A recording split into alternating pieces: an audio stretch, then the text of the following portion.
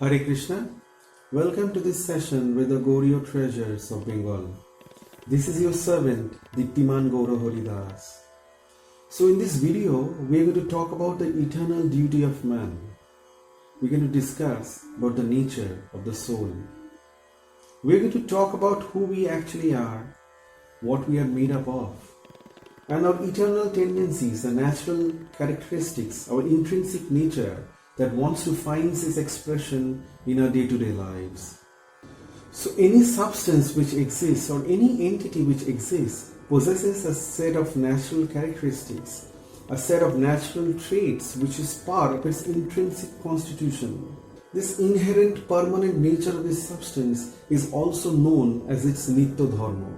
But sometimes it might so happen that when this substance comes in contact with other substances, or maybe under the influence of the external circumstances, the original permanent set of characteristics of this particular substance might get transformed.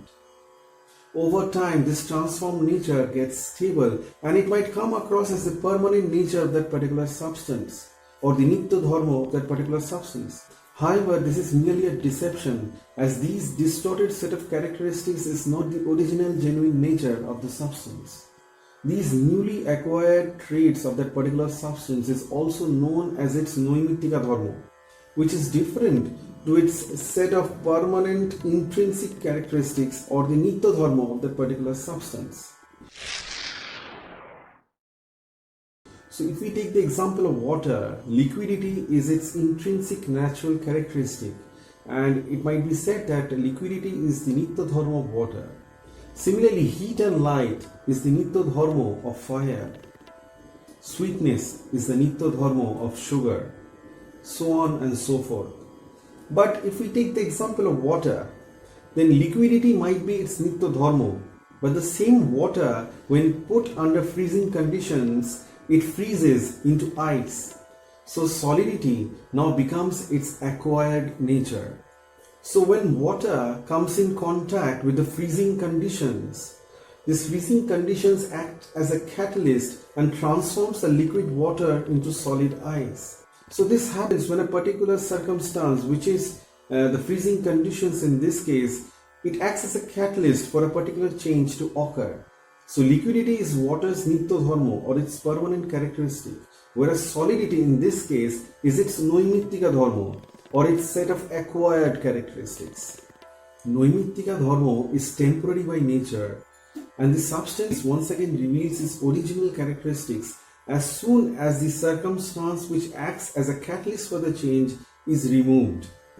So for example, in this case, if the ice is returned to normal temperature and is taken away from the freezing conditions, it once again transforms itself into water.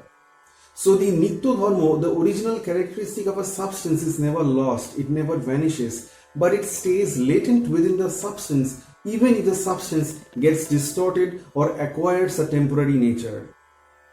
So in time, the Nitya Dharma or the permanent nature of the substance, which is intrinsic to its own constitution, it reveals itself. So there are two things to be considered over here. One is the Nitya Dharma or the permanent intrinsic set of characteristics of a particular substance or an entity. The second is the Noimittika Dharma, the set of acquired characteristics. So those who have true knowledge, they can differentiate between the eternal and the occasional functions of a particular being. In other words, they can differentiate between the Nitya Dharma and the Noimittika Dharma of a particular entity. However, those who do not possess this knowledge mistake the acquired traits of a particular being to be its permanent nature. This principle of the Nitya Dharma and the Noimittika Dharma applies to all beings, including us, the living entities. The ancient Vedic scriptures reveal that God is the supreme being and the jivas emanate from the Supreme Lord just as sunlight emanates from the sun. The sunlight, though it emanates from the sun, does not diminish the sun in the slightest. Similarly, God is not diminished in the slightest, though we jivas, the living entities, emanate from Him. Just as the sunlight and the sun are same qualitatively, similarly we jivas and the Supreme Lord are the same when it comes to a spiritual nature and our consciousness. However, The stark difference lies in the fact that He is infinite, the Supreme Lord is infinite, whereas we, the Jivas, the living entities, are infinitesimal. He is the complete whole, whereas we, the Jivas, are His tiny part and parcel. So the Supreme Lord and the Jiva are simultaneously one and different from each other. There is a natural loving relationship between the two. God is the attractor, whereas we are the attracted. God is the observer, whereas we are the observed. God is the master of all potencies, whereas the tiny Jiva is devoid of any. God is our all-loving Father, whereas we are simply incomplete without His love. So that brings us to our original question. What is the Nitya Dharma, or the eternal characteristics, the eternal tendencies, the eternal traits of a living entity?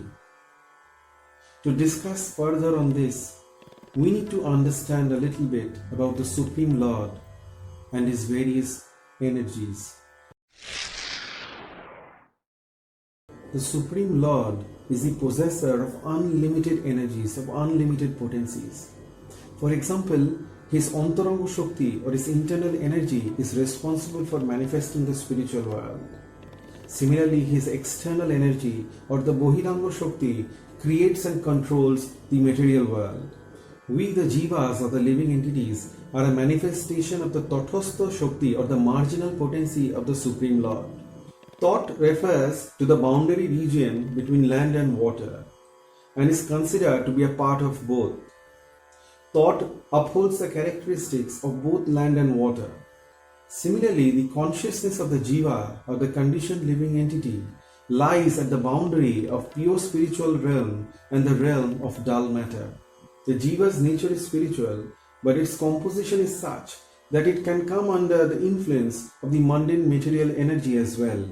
Therefore, the Jiva is considered to be a part of this marginal potency of the Tathastha Shakti of the Supreme Lord, as it can come under the influence of either the internal energy, the Antaranga Shakti of the Supreme Lord, or the Bahiranga Shakti, the external energy of the Supreme Lord. By nature, the spiritual and the material energies of the Supreme Lord are incompatible with each other. However, this marginal potency creates an entity which can interact with both pure spirit as well as with dull matter. In this way, the Jiva, or the conditioned living entity, has innate characteristics which is different from both matter as well as from pure spirit. The Bahiranga Shakti, or the external energy of the Supreme Lord, which is also known as Maya, bewilders the conditioned living entity and covers up the reality of the spiritual realm from him. The Jiva, the conditioned living entity, under certain circumstances gets bewildered and comes under the influence of matter and becomes controlled by Maya, for he is subject to its influence.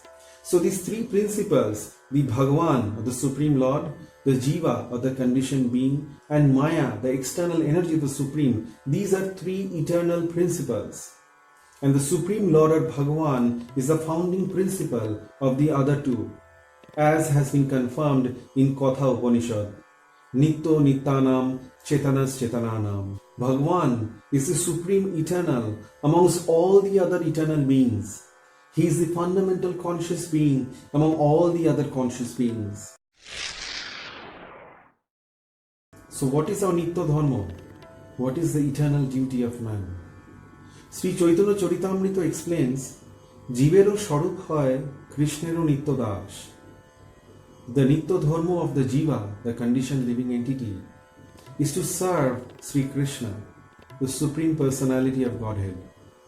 So rendering loving devotional service unto Sri Krishna, the Supreme Lord, is the Nitya Dharma, or the intrinsic characteristic, the intrinsic original nature of the living entity.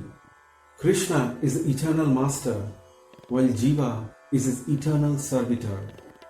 The Jiva, the conditioned living entity, is a manifestation of the marginal potency of the Supreme Lord. There is a natural, loving, constitutional relationship between the two. Now we can discuss in a separate video as to why we are referring to Sri Krishna as the Supreme Lord. The scope of this video is limited and hence we can defer that discussion for a later video. However, the truth is that the Nitya Dharma, or the eternal characteristics of a conditioned living entity, comes into light only when he comes in contact with Krishna, his eternal master. When the jiva, the conditioned living entity, forgets his eternal nature, his nitya dharma, he comes in contact with the material energy and becomes enslaved by Maya. The nitya dharma is one, indivisible, and faultless in all situations. However, the Noimittika dharma, the temporary nature of the living entity, assumes different forms under the influence of various circumstances. This set of distorted acquired characteristics which the living entity develops when it comes in contact with the material energy is the root cause of all the evils that pervades one's consciousness. The living entity is like a tiny spark emanating from a big undivided fire. Just as a spark of fire possesses the same qualities, the same traits as a big undivided fire, similarly a living entity, no matter how tiny he is, he possesses the same qualities, the same characteristics as that of the Supreme Lord. A tiny fire which is in contact with inflammable objects can ignite a raging wildfire which can subsequently engulf the entire world.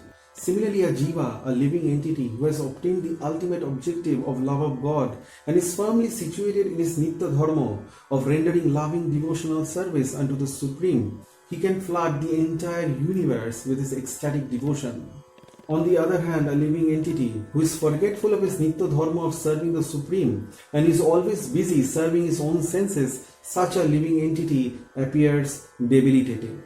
In Suddhavastha, or the pure state of existence, a living entity executes his nitya dharma and renders loving devotional service unto the Supreme Lord. He derives immense satisfaction and bathes his body, mind and soul in divine bliss. On the other hand, a conditioned living entity who lives under the influence of Maya suffers the pangs of material miseries. So the solution to all the material problems lies in rejecting our temporary nature, the Noimittika dharma, and cultivating our nitya dharma, which by nature is pure, complete and eternal. So thank you very much for watching this video and hope you liked this session and this session proved to be useful. Please also don't forget to visit our website, the GaurioTreasuresofBengal.com, for more such interesting videos and articles. Also, there is an online bookstore that we have, and our books are delivered all over the world. There is a spiritual bookstore which has been widely appreciated. Please don't forget to like, share and subscribe to our YouTube channel. Thank you very much. Thanks once again for watching this video. Hare Krishna.